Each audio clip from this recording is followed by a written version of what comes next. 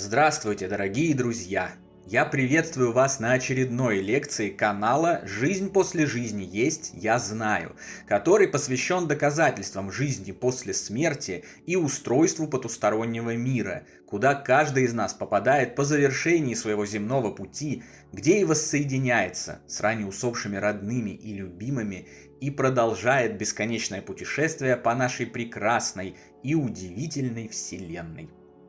Если вам нравится то, что мы делаем, вы можете поддержать работу нашего канала донатом по ссылке в описании видео.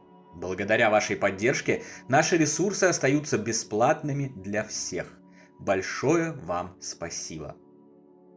Сегодня я расскажу вам о том, как однажды во время моих сновидческих практик меня занесло в самый настоящий ад, и я встретил там мою умершую маму.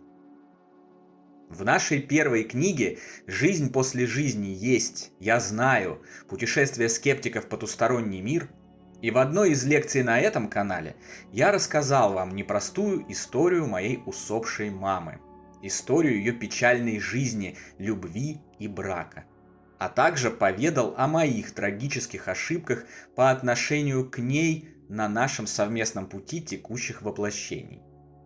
В тот момент, когда я писал тот рассказ о маме, я не понимал еще многих вещей и особенностей устройства потустороннего мира, действующих в нем законов и следствий тех или иных действий живущих и уже умерших людей. Продолжение моего исследования и дальнейшее погружение в потусторонний мир дали мне ответы на многие вопросы и расширили границы познания. Поэтому логичным образом продолжились и наши совместные с моими родными душами истории. Однажды ночью я, как обычно, лег спать. Перед сном я применил традиционные уже защитные меры, чтобы в моих ночных путешествиях никто из недобрых обитателей тонких миров не смог мне навредить, и преспокойно уснул. Осознавшись внутри сна, я обнаружил себя в квартире на Байконурской улице города Санкт-Петербург, бывший Ленинград, в которой мы с семьей прожили довольно долгое время в 80-е годы прошлого века, от самого моего рождения до окончания мною 3-го класса средней школы номер 59.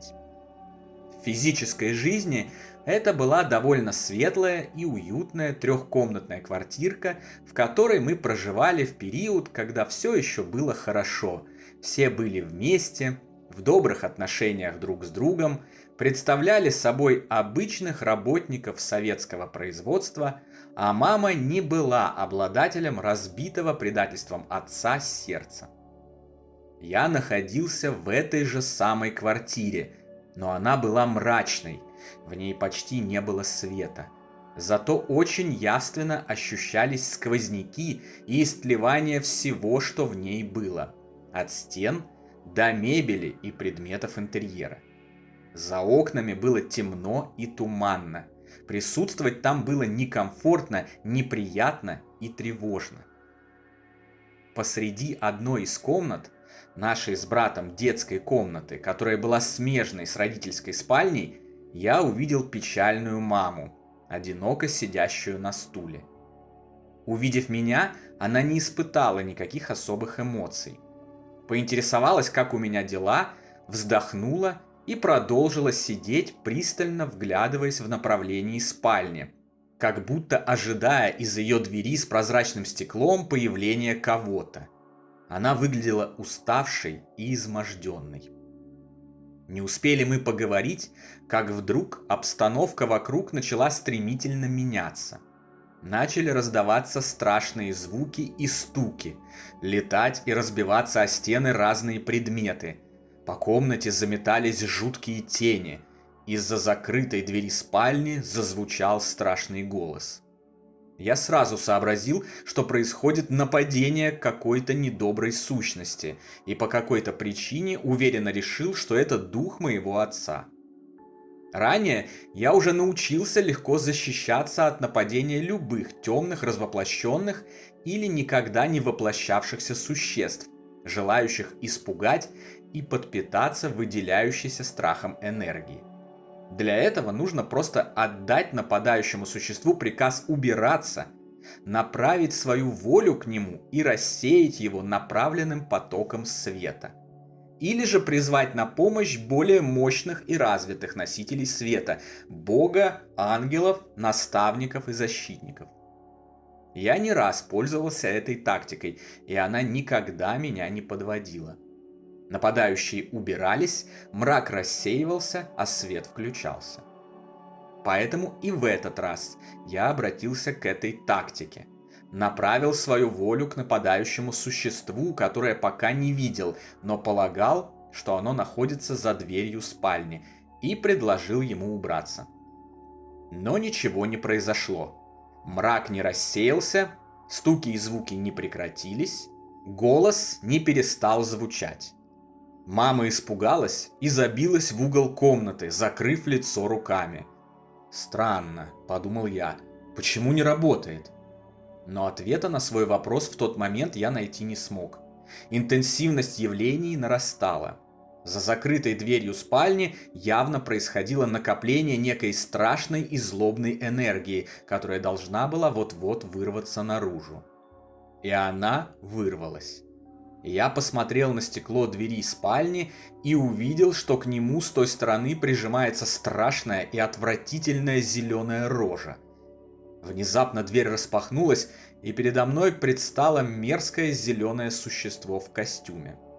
Ростом оно было на голову ниже меня, свирепого вида, готовое наброситься и растерзать все, что попадется на его пути. У существа не было лица. Это была страшная, свирепая и разъяренная рожа. Именно рожа.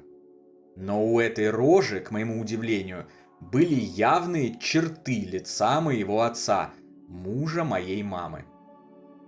Я еще раз отдал существу приказ убираться, и снова ничего не произошло. Существо, похожее на моего отца, как будто меня не замечало. Оно нацеливалось туда, где, забившись в углу, сидела мама. И вот оно уже несется к ней, чтобы напасть. Я схватил стул и попытался встать у него на пути, чтобы остановить. Но существо спокойно пробежало сквозь меня и даже не обратило ни на преграду, ни на меня никакого внимания. Как будто меня вообще не было в этой комнате. Я услышал истошные вопли мамы и проснулся. Проснувшись, я моментально понял, что произошло. Не понадобилось ни времени на раздумье, ни какого-либо анализа, ни дополнительных размышлений. Я уже пробудился с четким и ясным пониманием. Мое сознание, отделившись во время сна от физического тела, проследовало в духовный мирок, который моя мама создала силой своей мысли после ее смерти. Ее разбитое сердце, ее депрессии и печали, в которых она жила последние годы на земле, ее разочарование, ее страх перед отцом, сожаления и воспоминания о счастливом отрезке жизни в квартире на улице Байконурской, взятые вместе, сотворили страшный и мрачный мир, в котором жуткое зеленое чудовище с чертами отца бесконечно пугает ее и нападает на нее, чтобы уничтожить. Мои защитные меры, всегда безотказно действовавшие во время моих ночных путешествий, в этот раз не подействовали, так как были направлены не на тот объект. Зеленое чудовище, страшные звуки, голос и тени – все это не было реальным явлением или результатом творчества моего сознания во сне. Все это было сотворено мамой и являлось ее личной иллюзией.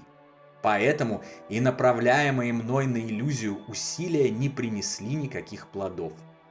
По этой же причине зеленый монстр не обращал на меня никакого внимания, так, как будто меня там вообще нет.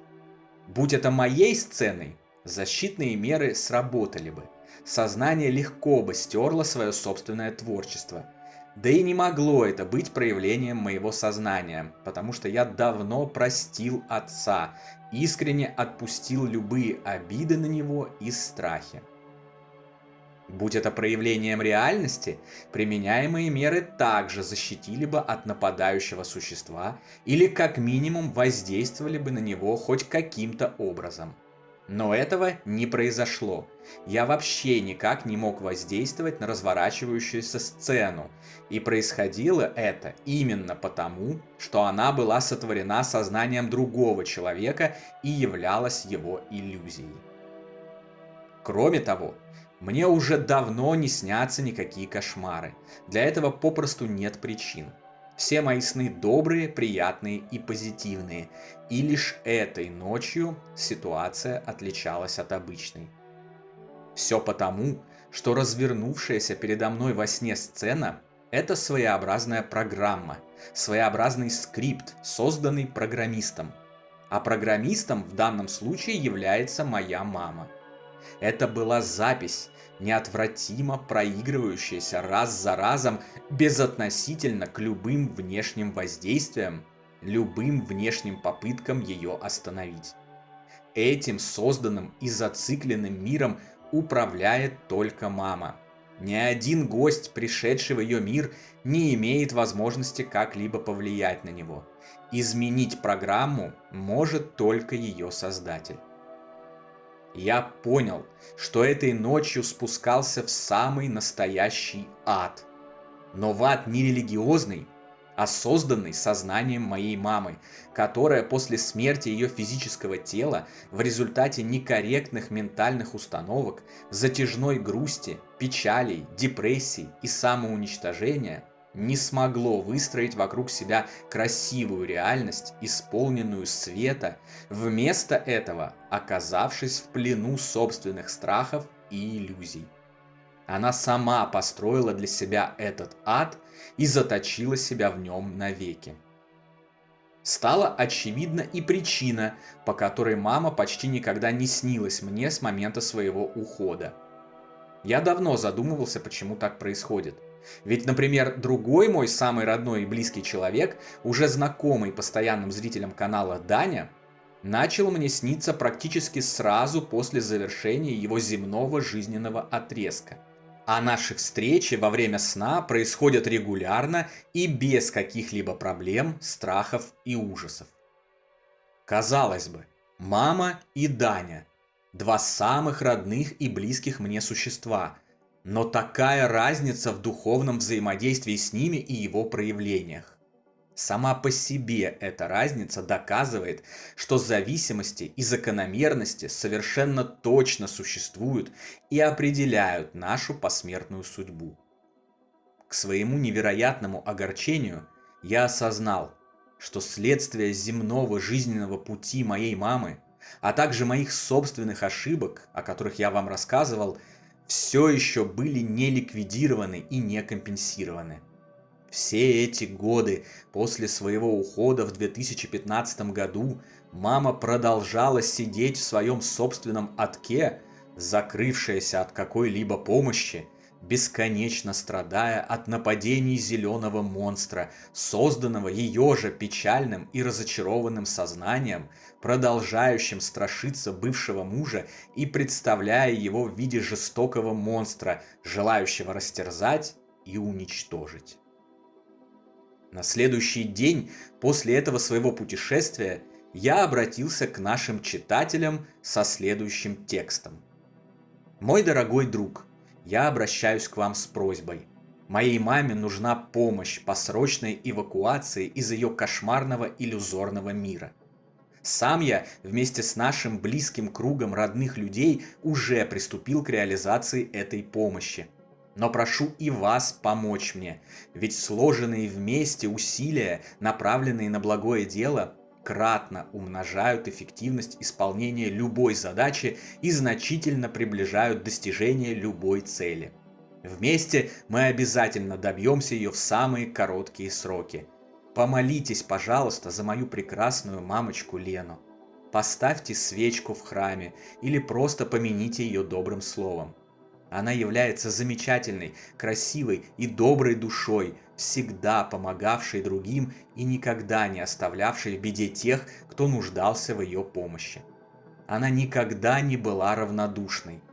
По-детски наивной, Возможно.